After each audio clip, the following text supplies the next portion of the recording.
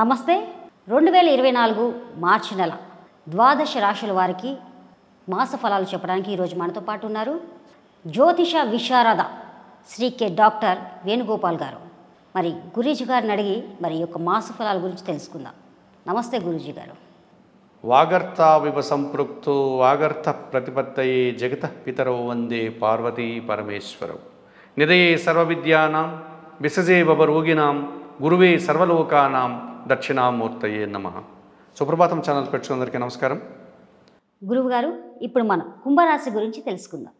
ఎవరెవరు ఈ కుంభరాశికి చెందినవారు, ఎవరెవరికి ఈ కుంభరాశి యొక్క ఫలితాలు వర్తిస్తాయి?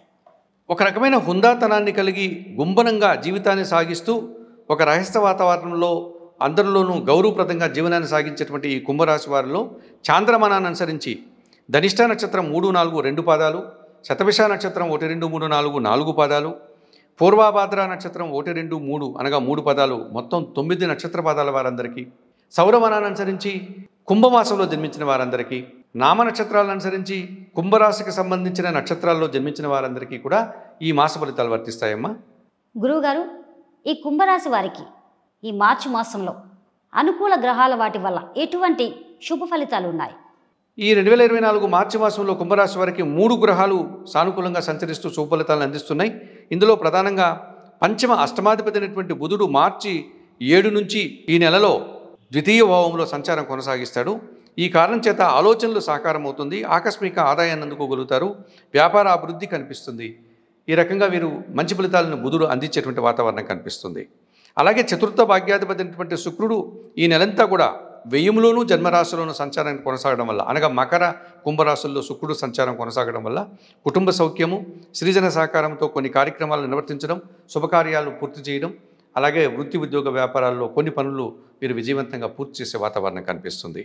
అలాగే షష్టాధిపతి అయినటువంటి చంద్రుడు అనుకూల భావాల్లో సంచరించేటువంటి సందర్భాల్లో మనశ్శాంతిని, ప్రశాంతతను, సుఖ సంతోషాలని ఇచ్చేటువంటి వాతావరణమే కనిపిస్తుంది.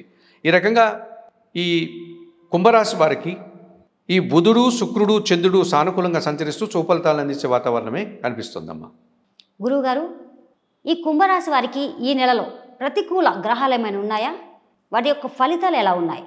తప్పనిసరిగా అమ్మా, ఈ 2024 మార్చి మాసంలో కుంభరాశి వారికి ఎక్కువగా ప్రతికూల గ్రహాలే సంచరిస్తున్నాయని చెప్పవచ్చు. ఇందులో ప్రధానంగా సప్తమాధిపతి అయినటువంటి రవి జన్మరాశిలోనూ ద్వితీయంలోనూ సంచారం కొనసాగడం వల్ల, అనగా కుంభరాశిలోనూ మీనరాశిలోనూ సంచారం కొనసాగడం వల్ల వీరి మాటల వల్ల అధికారులతో మనస్పర్ధలు రావడానికి అవకాశం ఉంటుంది.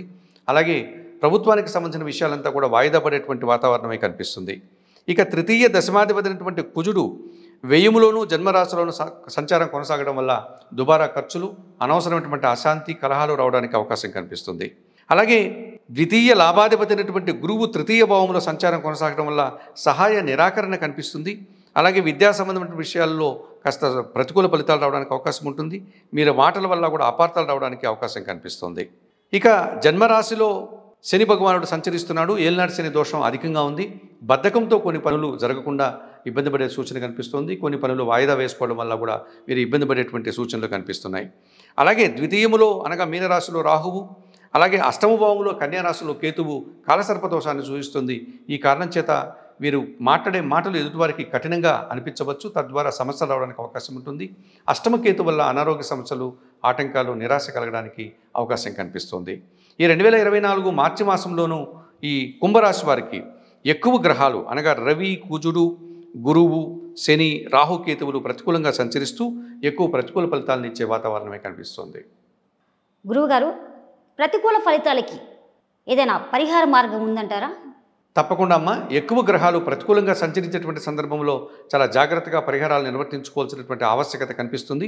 ఇందులో ప్రధానంగా ద్వితీయ రాహువు అష్టమకేతువు నుంచి బయటపడడానికి శ్రీకాళహస్తి ఆలయానికి వెళ్ళి రాహుకేతు పూజలు నిర్వర్తించుకోవాల్సి ఉంటుంది. అలాగే జన్మరాశిలో ఉన్నటువంటి శని దోషం నుంచి బయటపడడానికి శని భగవాను దర్శించుకొని, నమస్కరించుకొని అభిషేకాది కార్యక్రమాలు నిర్వర్తించుకోవాలి. లేకపోతే శనివారం రోజు ఆంజనేయ స్వామికి కానీ ఈశ్వరునికి కానీ పూజాది కార్యక్రమాలు నిర్వర్తించుకోవాల్సి ఉంటుంది. తృతీయ గురువు ఇచ్చేటువంటి దోషం నుంచి బయటపడడానికి హయగ్రీవ స్వామిని దర్శించుకుని నమస్కరించుకొని హయగ్రీవ స్తోత్రాలు చదువుకోవాల్సి ఉంటుంది. అలాగే వ్యయంలో ఉన్నటువంటి కుజదోషం నుంచి బయటపడడానికి సుబ్రహ్మణ్య స్వామికి మంగళవారం రోజు పూజలు నిర్వర్తించడం, 1 కేజీ కందిపప్పు పేదవారికి దానం చేయాల్సి ఉంటుంది. జన్మరాశిలో ఉన్నటువంటి రవి దోషం నుంచి బయటపడడానికి సూర్యాష్టకము, సూర్య భగవానికి నమస్కారాలు చేసుకోవడం వల్ల కూడా వీరు కాస్త తీవ్రతను తగ్గించుకొని సంతోషంగా ఉండే వాతావరణం కనిపిస్తుంది. ఈ రకంగా 2024 మార్చి మాసంలో కుంభరాశి వారు తప్పనిసరిగా చెప్పిన పరిహారాలన్నీ పాటించుకోవడం వల్ల ప్రశాంతంగా ఉండే వాతావరణం కనిపిస్తుంది. ధన్యవాదాలు. నమస్తే.